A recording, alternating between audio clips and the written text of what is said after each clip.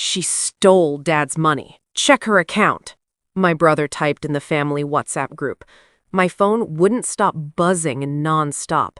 Then someone replied, "Wait, look at this statement." And everything flipped instantly. My name is Lauren Mitchell. I'm 34, and I've spent most of my life being the responsible one in my family. I work as a mid-level accountant at a local logistics company. Not glamorous or flashy, just steady and quiet work. After my mom passed, everything changed. I became the one who handled bills, doctor appointments, and later my dad's declining health. It wasn't a choice, it just happened. My older brother, Ryan, was always the favorite, the one they praised, even when he barely showed up for anything important. I wasn't rich or glamorous, but I had something they didn't expect: discipline, patience, and a quiet way of keeping records that no one noticed. For 2 years, I managed Dad's finances while juggling my job and my own problems, including student loans, a painful breakup, and constant stress that never seemed to end. Still, I never complained. I believed family meant trust and sacrifice. But what I didn't realize was that the same family I protected was quietly building a story about me behind my back. And one message would turn everything into a public accusation I never saw coming. If you've ever been the responsible one no one appreciates, hit subscribe right now. I know what it feels like to carry everything and still get blamed for it. Tell me, have you ever been falsely accused by your own family like this? Drop your story in the comments and click hype. Let's get into this together. It started late at night. The family WhatsApp group suddenly became active.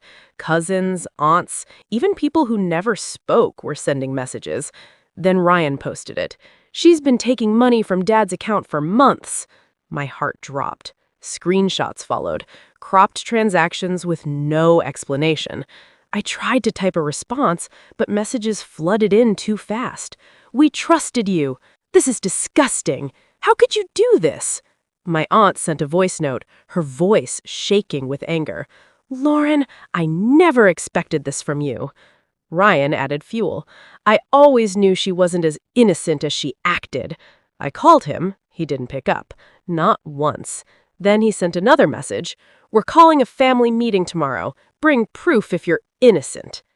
Innocent. The word burned. My phone rang. A cousin. I answered. "Is it true?" she asked, without even saying hello. I couldn't speak. My throat felt tight. The worst part was my dad. He was in the group. Silent. No defense, no trust, nothing. That silence felt louder than every accusation. I stared at my phone as the messages kept coming. In that moment, I realized something terrifying. They had already decided I was guilty without even hearing me. The next day, I walked into my aunt's house. No one greeted me. Conversations stopped. Eyes followed me. It felt cold, like I didn't belong there anymore. "Sit," Ryan said, not even looking at me properly. He had printed papers in his hand. "Let's keep this simple," he said. "She thought no one would notice small amounts." People whispered. I saw someone holding a phone, recording everything. My chest tightened. "That's not true," I said, but my voice sounded small. Ryan continued like I wasn't even there. "Dad was too weak to notice. She took advantage of that." My aunt crossed her arms. "You need to fix this before we involve authorities." Authorities. The word echoed. I tried again. Those payments were for hospital bills, medication, caregivers. No one listened. They kept interrupting. "Just admit it. Apologize. Return the money." It felt like a trial, but the verdict was already decided. Then someone said, "She shouldn't handle Dad's finances anymore." That hurt more than anything. My dad finally spoke, his voice weak. "Lauren?" Just my name. No defense, no trust. I looked at him, hoping for something, anything, but his eyes were confused, lost. In that moment, something inside me shifted. This wasn't a misunderstanding. This was planned. I looked at Ryan. He smirked slightly, like he had already won. That night, I sat alone in my apartment. The sound of the ceiling fan spinning was the only thing filling the silence. I thought about every receipt, every bill, every transaction I had carefully recorded. What they didn't know was I never trusted how careless Ryan was with money. I had documented everything: spreadsheets, backups, email confirmations. Every detail was saved. There was one moment I couldn't forget: a large withdrawal I never made. It bothered me at the time, so I tracked it quietly. I didn't confront anyone, I just kept records. I had a plan they never saw coming. Days before the accusation, I had already contacted someone, not because I expected this exact situation, but because something felt wrong. The truth was bigger than just proving I was innocent. Some transactions didn't match Ryan's story at all. I stopped feeling emotional about it. No more defending myself with words, only facts mattered now. I took a deep breath. They wanted a confession. What they were going to get was the truth. The person I contacted was an old family lawyer. He had handled my parents' legal matters for years. He knew everything about our financial history. I met him quietly before everything exploded. He listened carefully as I showed him my records. He frowned. "There are irregularities here," he said, "but not from you." He explained that some withdrawals were linked to someone else. He needed more proof, but he was already suspicious. "Stay calm," he told me. "Let them talk. The truth will come out at the right time." Meanwhile, my family became more confident. Ryan started talking about legal action openly. My aunt discussed taking control of Dad's assets. They removed me from handling finances without even asking me. It hurt, but I stayed silent.